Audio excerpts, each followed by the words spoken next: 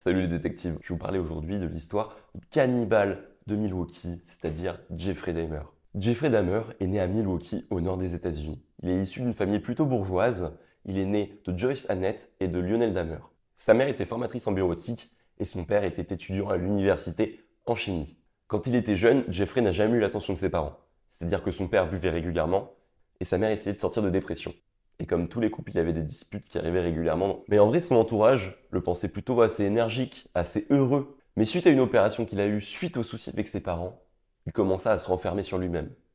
Tellement qu'au final, la prof elle-même l'a écrit sur son bulletin, a essayé de prendre rendez-vous avec ses parents, mais rien ne semble changer. Pour essayer de penser à autre chose, au final, il se fascine pour des animaux morts. Il commence par des insectes, des papillons, qu'il va mettre ensuite dans des pots. Il commence aussi à récupérer des carcasses d'animaux morts sur la route. Je vais vous parler d'un seul exemple qui me vient en tête, le jour où il a cloué le cadavre d'un chien à un arbre et qu'il a pris sa tête pour la mettre sur un pieu. Oui, je sais, c'est pas une passion normale pour un enfant de 4 ans. Après avoir déménagé dans l'Ohio, Joyce est de nouveau enceinte. Et au final, c'est Jeffrey qui va choisir le nom de son petit frère, qu'il l'appellera David. Quelques semaines plus tard, Lionel, le père de Jeffrey, finit ses études et trouve un boulot à Akron, ce qui force sa famille à déménager une nouvelle fois. Ils déménageront à Bath Township. Lionel commence à se rapprocher de son fils. En effet, il était temps, mais pas par des moyens normaux. Il commence à lui poser des questions du style comment on blanchit les os. Bien sûr, on connaît ces méthodes seront réutilisées bien plus tard. Petit à petit, après la mort de Jeffrey, on a une confession de Lionel Dahmer qui disait que son fils avait été agressé sexuellement à l'âge de 8 ans. On aurait plusieurs hypothèses. Ça pourrait être faux, en effet. Ça serait le moyen le plus simple de mettre de côté l'homosexualité de Jeffrey. Car en effet, Lionel n'était pas du tout tolérant. Et vu que son père n'était pas tolérant, on soupçonne Jeffrey d'avoir renié son homosexualité pour ne pas en parler à son père et d'avoir fait grandir en lui des pulsions homosexuelles. Pour compenser tout ça, Jeffrey commence à boire. Alors qu'il n'est qu'au collège, il commence à faire passer de l'alcool en douce là-bas. Il commence à boire à la récré, entre les cours, à peu près tout le temps pour final finir ivre en classe. Au cours de ses années d'études, ses fantasmes se développent. Il passe de la simple domination à de la dissection, à frapper quelqu'un avec un gourdin, à commencer à abuser de personnes non conscientes. Pour vous donner un exemple assez connu, il s'avère qu'un jogger venait quasiment tous les matins et passait devant la maison de Jeffrey. Jeffrey commençait à fantasmer sur lui, etc. Et il se dit pourquoi pas, je vais essayer justement le temps d'un guet-apens. Un jour, pour l'attendre, il se cacha derrière un buisson avec une masse afin de l'assommer. Et heureusement pour ce jogger, il ne passa pas ce jour-là. En 77, ses notes commencent à dégringoler. Alors que c'était un élève plutôt correct. Tout ça dû à l'alcool, mais aussi au fait que Jeffrey au final faisait juste le pitre en classe. D'ailleurs, toutes les blagues qu'il faisait, on les appelait doing a Dahmer. Car pour lui, dans cette période assez difficile, il s'en foutait d'absolument tout. Les cours, il n'en avait pas besoin, la famille, on passe, et en tout cas, il ne ressentait quasiment plus aucune émotion. Et là, tout va commencer à dégringoler encore plus que ça ne l'était déjà pour Jeffrey. Ses parents vont vouloir engager un prof particulier, mais bien sûr, ça ne change absolument rien parce que Jeffrey, au final, s'en foutait littéralement des cours. Ses parents vont commencer à entamer une procédure de divorce. Sa mère va partir à l'autre bout des États-Unis avec son fils David. Son père va le laisser seul avec la maison totalement vide. Mais Jeffrey quand même arrive à avoir son bac. Et bien sûr, la suite, il en décida autrement. Il devait à la base étudier à l'université. Mais ça s'est pas passé comme ça. Et vous connaissez bien la suite. Le 18 juin 78, il prend un autostoppeur qui souhaitait aller à un concert de rock pour rejoindre des amis, qui devait avoir lieu à Lockwood Corners. Il s'appelait Steve Hikes et avait 19 ans. Jeffrey lui proposa innocemment bien sûr de faire un détour par sa maison pour lui proposer de fumer un joint, de boire un verre. Bien sûr, Steve accepta vu qu'il avait du temps devant lui. Il enchaîne un verre, puis deux, puis trois, vous connaissez la chanson. Et quelques heures plus tard, Steve s'est dit « Oh, mais tiens, il faudrait peut-être que je reparte, sinon je vais être en retard. » Et là, Jeffrey, en voyant que Steve allait partir, lui dit « Non, tu ne partiras pas. » et l'assomme avec un haltère. Il commença ensuite à l'étrangler et traîna le corps dans le sous-sol. Au bout de 2 jours, le corps il commence à sortir vraiment une odeur nauséabonde, irrespirable. Il commença à découper ce corps-là pour les mettre dans des sacs poubelles afin de les enterrer dans le jardin. Quelques semaines plus tard, Jeffrey redéterre justement ces sacs afin de séparer la chair et les os. La chair, il va la dissoudre et les os, il va les casser pour les redispatcher un petit peu dans toute la forêt à côté de chez lui. Le père de Jeffrey qui s'est remarié rentre à la maison et est très surpris de voir au final Jeffrey seul. Son père essaie de le remotiver à reprendre les études, mais au bout de 3 mois, peine perdue, Jeffrey arrête. Alors le père de Jeffrey lui laisse un ultimatum. Soit il va travailler, ou soit il va à l'armée. Jeffrey décide donc de rejoindre l'armée pour suivre une formation de médecin spécialisé. Bien sûr, inconsciemment, on le sait tous, pourquoi a-t-il choisi cette formation? Au cours de sa première année, Jeffrey est vraiment un élève plutôt moyen. Mais des soldats affirmeront avoir été abusés par lui que ce soit sexuellement ou juste des agressions assez basiques, comme l'exemple de Billy Joey Capshaw, qui a été agressé plus de 10 fois par Jeffrey Dahmer. Alors qu'il n'avait que 17 ans, ça lui a valu 26 années de psychothérapie. Il y avait aussi Preston Davis, une autre jeune recrue, qui a été abusée dans un véhicule blindé. Jeffrey, qui continuait de boire dans son service, est déclaré inapte à continuer son service militaire. Il stoppera en 81 et aura fait 2 ans de service militaire. S'ensuivit de plusieurs mois où il n'avait ni logement, ni argent, et il commençait à travailler dans une sandwicherie afin de se payer son alcool. La seule solution, selon Dahmer, non, ce n'est pas d'arrêter l'alcool, c'est de rentrer vivre chez son père. À son retour, Lionel, il se dit mais non, mais c'est pas possible, il va tout tenter pour sevrer Dahmer de l'alcool. Il enverra donc Jeffrey chez sa grand-mère, dans le Wisconsin, à West Allis. Aux yeux de Jeffrey, sa grand-mère était vraiment la seule personne avec qui il ressentait de l'affection. Peut-être que ça pouvait changer la donne. En effet, au début, Jeffrey va commencer à faire les tâches ménagères, à aider sa grand-mère, à faire les courses et commencer à chercher du travail. Il trouvera du boulot à Milwaukee dans un centre de plasma sanguin qu'il gardera pendant plus de 10 mois. Mais bien sûr, il n'arrive pas à arrêter l'alcool, son addiction va continuer. Au cours d'une visite à la bibliothèque, il va rencontrer un homme qui va lui proposer une fellation. Jeffrey alors commence à se poser pas mal de questions.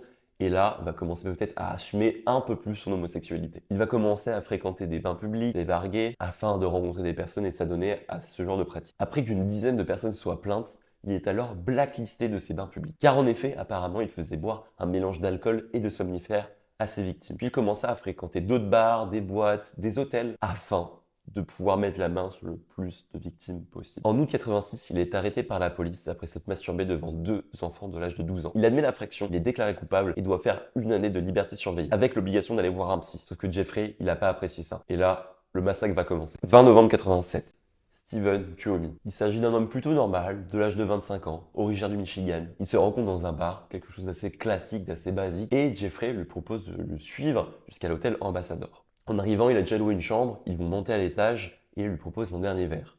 Dans ce verre-là, bien sûr, il y aura de l'alcool, mais aussi de la drogue. Le lendemain, Jeffrey se réveille et ne se souvient même plus avoir tué Steven. En effet, il retrouve le corps sur le lit, plein de bœufs, inerte, mort, jonché sur le lit.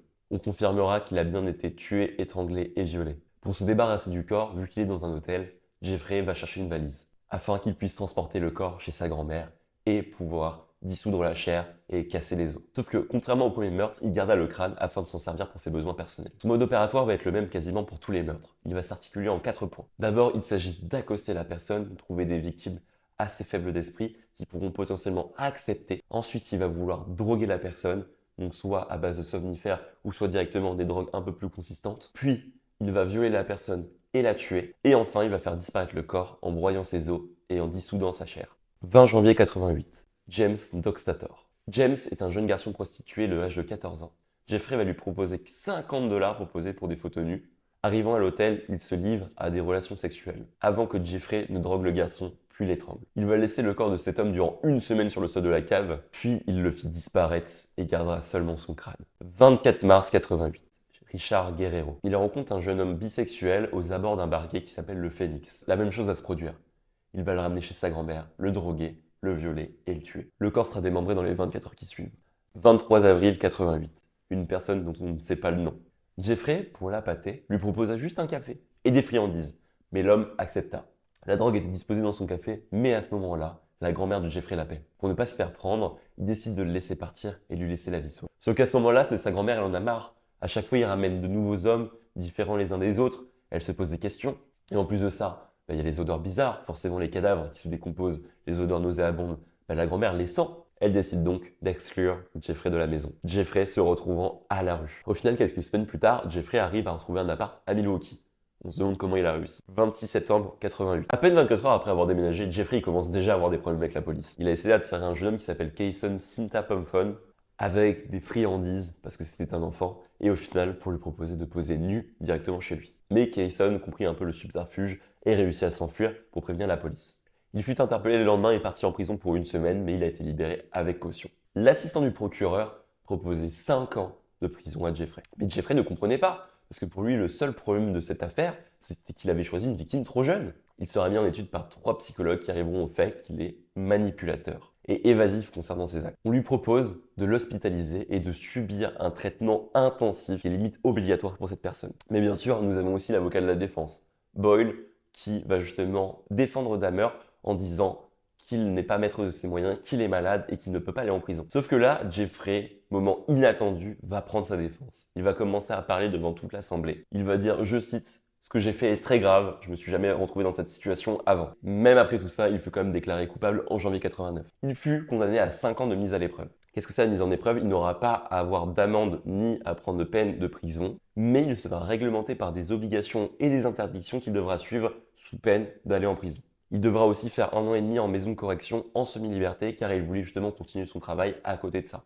La sentence officielle sera prononcée le 23 mai 89. Eh bien, sauf qu'en attendant, Jeffrey, il a les mains libres, il peut faire un petit peu ce qu'il veut, eh bien, il va continuer à sévir. 25 mars 89, avant la sentence officielle du procès.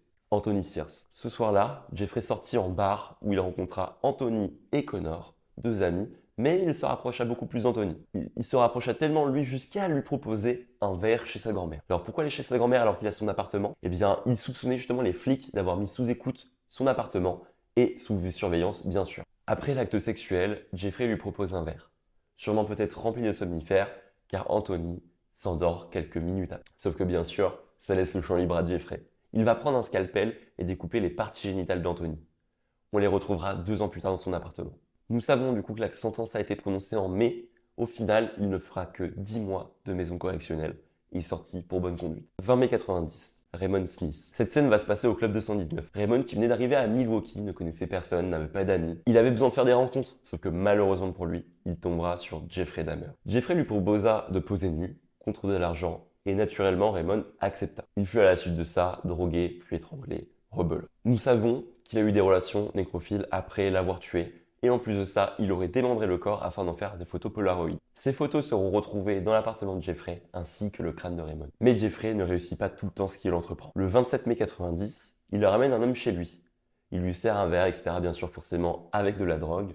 Sauf que Jeffrey se trompe de verre. L'homme partira dans la nuit. Il lui vola des vêtements, une montre et 300 $. Mis à part les incidents, les meurtres s'enchaînent et c'est un véritable massacre de la part de Jeffrey. En juin 90, Edward Smith, qu'il garda dans son congélateur. En août 90, Ernest Miller, un homme prostitué qui se fit trancher la carotide. Le 24 septembre 90, David Thomas, un homme qu'il a tué et démembré, mais pour qui il n'avait aucune influence sexuelle. Après ce crime, pendant une période de 5 mois, Jeffrey n'arrivait plus à rien.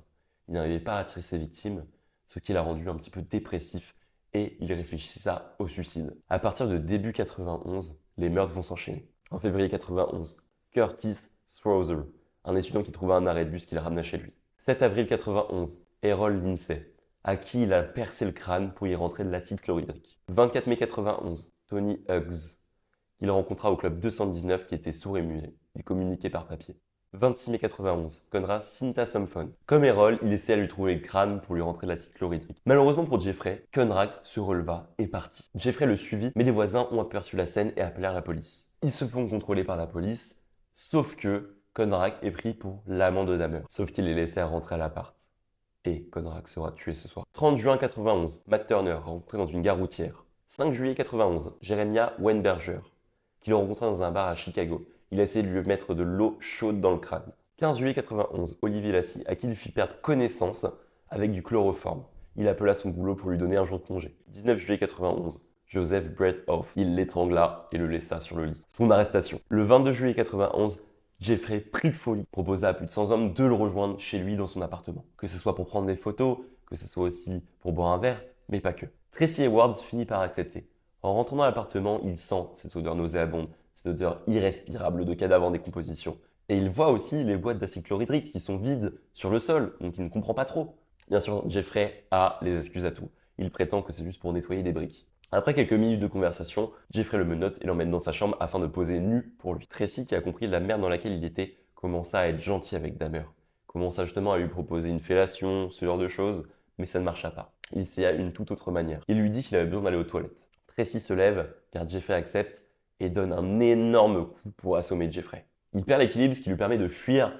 Tracy sort de l'appartement, court, gueule dans la rue, et là, il arrive, il voit 2 policiers. Il demande s'ils n'ont pas justement des clés pour lui enlever les menottes, qu'il ne comprend pas trop dans quelle situation il était. Et là, les policiers, bien sûr, ils n'y arrivent pas. Alors ils se disent qu'ils vont aller tous les 3 à l'appartement de Jeffrey. En arrivant, ils voient un grand blond devant la porte. Là, Jeffrey se dit « Ok, il faut que j'avoue, je vais reconnaître que je vais bien attacher les menottes, mais que c'était justement juste pour un jeu sexuel. Il va chercher alors la clé, et là, les policiers commencent à sentir cette odeur, commencent justement à voir que la porte était entrouverte, et à commencer à jeter un œil et voient des choses assez bizarres. Donc un officier va le suivre au cas où Jeffrey peut-être tente de s'enfuir, et là, dans sa chambre, il voit un couteau plein de sang déposé sur la table, mais aussi les polaroids d'hommes démembrés nus. Jeffrey cherche à fuir, mais impossible. Les deux hommes se jettent sur Jeffrey, le plaque au sol et le menotte à son tour. L'agent Muller commence à fouiller l'appartement de fond en comble et tombe sur les réfrigérateurs, où il voit la tête d'un homme découpé. Forcément, à ce moment-là, les policiers se disent « Ok, on a besoin de renfort, on va appeler du secours ». Une nouvelle voiture arrive et là, bien sûr, ils fouilleront l'appartement de fond en comble. Ils trouveront 4 têtes coupées, 7 crânes, des organes génitaux. Ces organes ont été trouvés dans le congélateur de Jeffrey. En effet, c'était posé dans un petit sac. À partir de ce moment-là, nous avons émis une hypothèse. En effet, le réfrigérateur de Jeffrey était vide, c'est-à-dire qu'il n'y avait aucune nourriture, que de la chair humaine. Et c'est à partir de ce moment-là qu'on peut émettre l'hypothèse que Jeffrey était cannibale et se nourrissait de la chair de ses victimes. La confession de Dahmer. Patrick Kennedy interrogea Jeffrey le lendemain de son arrestation. En effet, Jeffrey ne voulait pas d'avocat, car il souhaitait avouer. Sa déposition dura 60 heures et fit 160 pages de rédaction. Il admettra avoir tué 16 hommes dans le Wisconsin et 1 dans l'Ohio. Et bien sûr, le détective lui demanda à Jeffrey « Mais pourquoi as-tu fait ça ?» Il lui répondit « C'était d'un désir incessant et sans fin d'être vraiment avec quelqu'un de beau.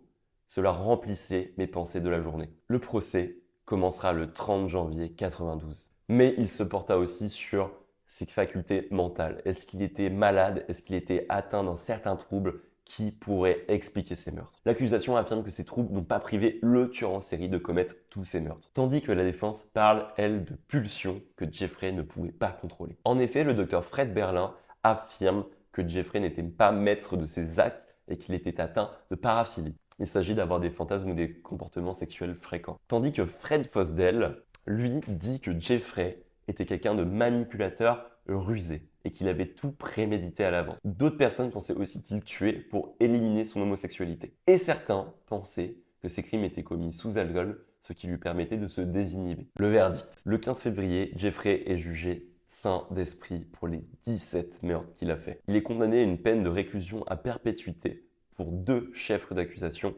et pour les 15 autres, il écopera de plus de 70 ans de prison. Pendant sa première année d'incarcération, Jeffrey est placé à l'isolement pour des questions de sécurité. On ne voulait pas qu'il y ait d'autres affaires, qu'il se suicide ou même qu'il puisse justement violer ou tuer d'autres personnes. Le décès. Le 28 novembre 1994, Jeffrey quitte sa cellule pour aller prendre sa douche. Il était accompagné de Jess Anderson et de Christopher Scaver. Vers 8h10, Jeffrey est retrouvé mort sur le sol, attaqué par Christopher Scarver avec une barre en fer à la tête. Selon Scarver, ce serait Dieu qui lui aurait dit de commettre ce meurtre. En 95, après sa mort, Jeffrey se fera incinérer et l'argent qu'il possédait sera réparti entre 11 des familles des victimes. À partir de là, le frère de Jeffrey a changé de nom et resta dans l'anonymat. Il s'agissait de l'histoire de Jeffrey Dahmer. Si jamais vous avez des choses à rajouter, des hypothèses à donner, n'hésitez pas à le faire dans l'espace commentaire. N'hésitez pas aussi à vous abonner si ça vous a plu. Il y aura d'autres vidéos dans ce genre très prochainement. Et nous, on se retrouve pour une prochaine vidéo. À très bientôt, détective.